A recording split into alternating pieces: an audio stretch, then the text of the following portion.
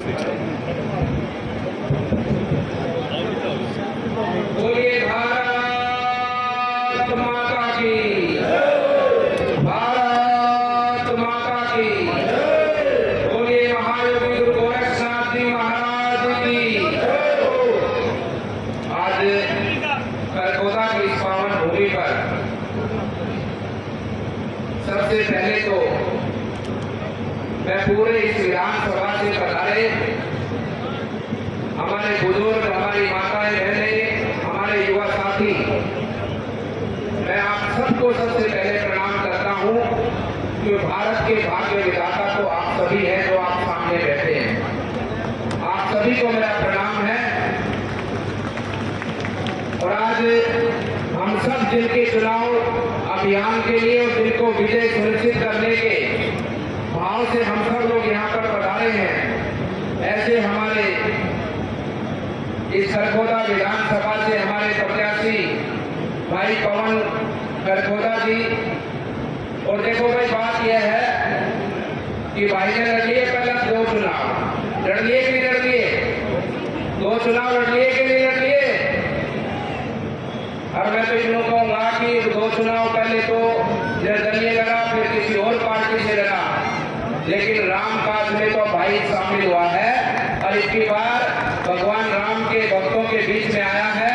सनातन धर्म को मानने वाले, देश को आगे बढ़ाने वाले लोगों के बीच में आया है, भारतीय जनता पार्टी में आया है। इसकी बार कोई संदेह नहीं है कि भाई पवन खरगोदा की नैया पार होगी होगी होगी कि नहीं होगी? भक्तों में मंच पर उपस्थित हमारे जिले के अध्यक्ष हैं जसवीर जी, हमारे इस जिले के प्रभारी श्री सतीश नांदल जी, डॉक्टर ओम प्रकाश जी, मोनिका दहिया जी, गोविंद जी विधानसभा प्रभारी, बबीता दहिया जी, रवि किसान मोर्चा से सत्येंद्र चेयरमैन जी, राजवीर चेयरमैन जी, मीना नरवाल जी, लक्ष्मी दत्त जी, दिनेश जी, ठेकेदार जी और सभी हमारे मंचासीन पार्टी के नेतागण, हमारे मंडल अध्यक्ष, आप सबकी उपस्थिति को भी मैं सादर प्रणाम करता हूं। मीडिया जगत के लोगों को भी प्रणाम करता हूं। भाइयों, हम लगातार पिछले कई दिनों से हरियाणा के चुनाव प्रचार में हैं और मैं तो आपके बगल में ही रहता हूं। यहाँ भी अनेकों नाथ संप्रदाय के सिद्ध योगेश्वरों के स्थान है खरगोदा इलाके के अंदर भी, और पूरे हरियाणा में एक ही आवाज है। हम बहुत सी विधानसभा में जाकर आए हैं, चाहे सिरसा हो, चाहे रेवाड़ी मंडलगढ़ हो और चाहे जीटी रोड की पूरी बेल्ट हो, हर जगह से एक ही आवाज है कि इस बार भारतीय जनता पार्टी की लगभग 62 सीटें भारतीय जनता पार्टी हरियाणा चुनाव में जीतने वाली है। और जैसा मैंने कहा कि पवन भाई को आपकी सेवा का जज्बा लिए, अपने क्षेत्र के इलाके के बुजुर्गों की सेवा करने का मन भाव संकल्प लिए पिछले 2 योजनाओं से लगातार इस प्रयास में है।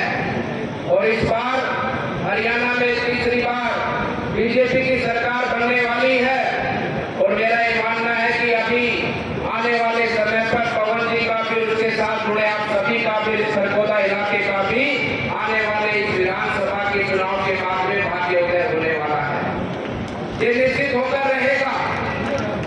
और ये सरकार जो पिछले 10 वर्षों से अपने क्षेत्र में, अपने हरियाणा के अंदर काम कर रही है, हम पूरे देश में जाते हैं। राजस्थान प्रदेश में मैं भी सार्वजनिक सेवा के माध्यम से समाज की सेवा में लगा हूं।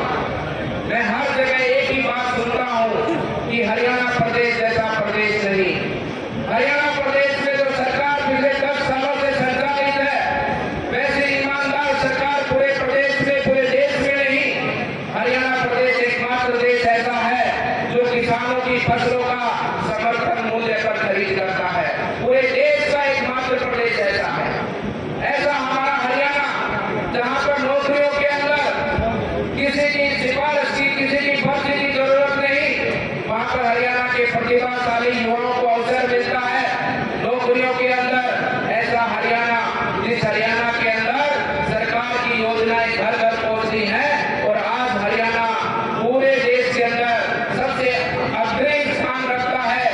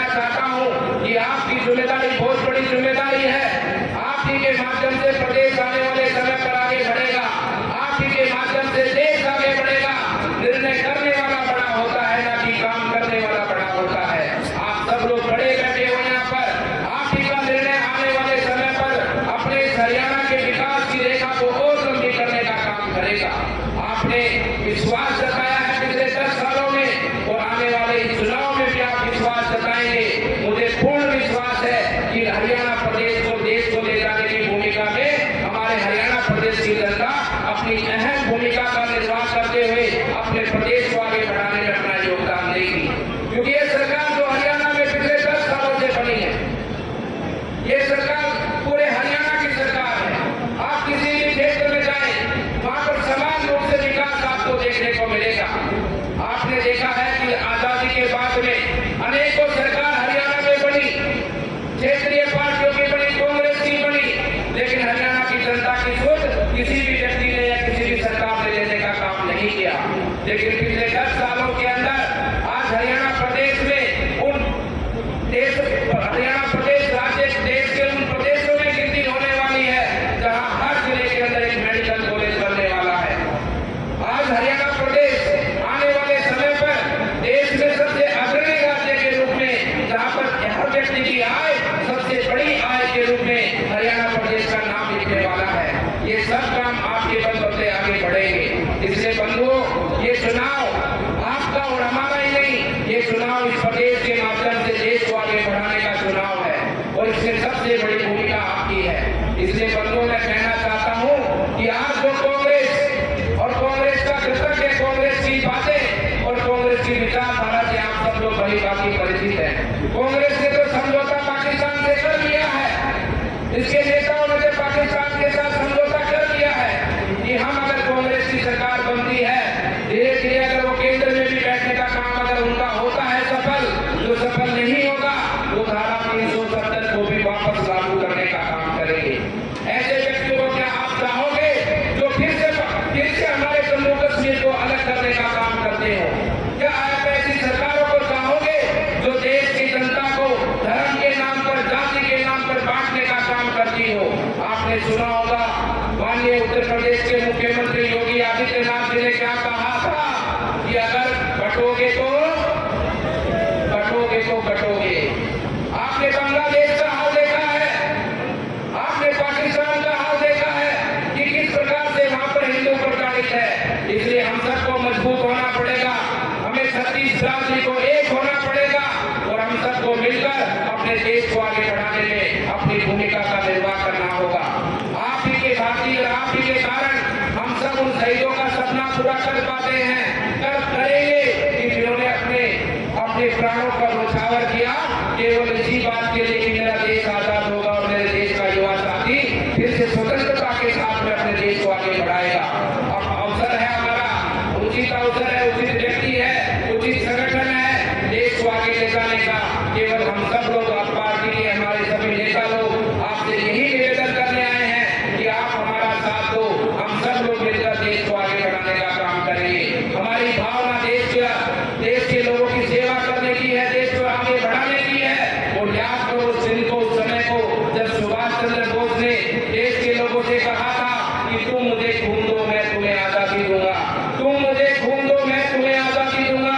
आज देश का प्रधानमंत्री लाल किले की प्राचीर पर 135 करोड़ देशवासियों से कहता है कि तुम मेरा साथ दो, मैं इस देश को विकसित बनाने का काम करूंगा।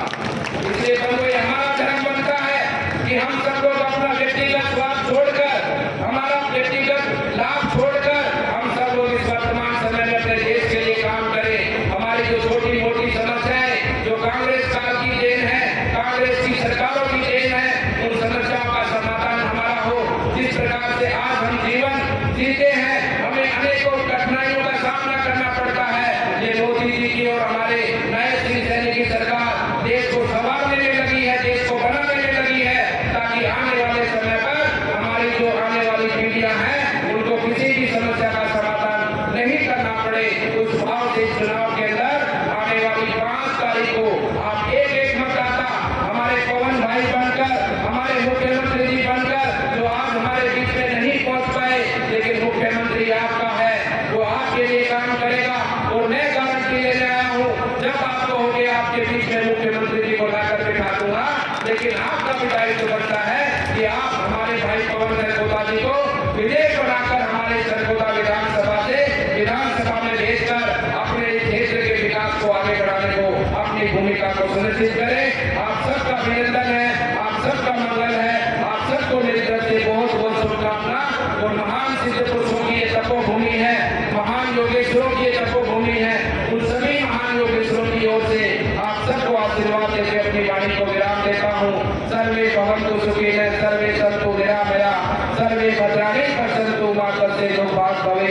आप सब लोग सुखी हो, निरोगी हो और आप और हम सब लोग मिलकर अपने प्रदेश और देश को आगे बढ़ाने का काम करें।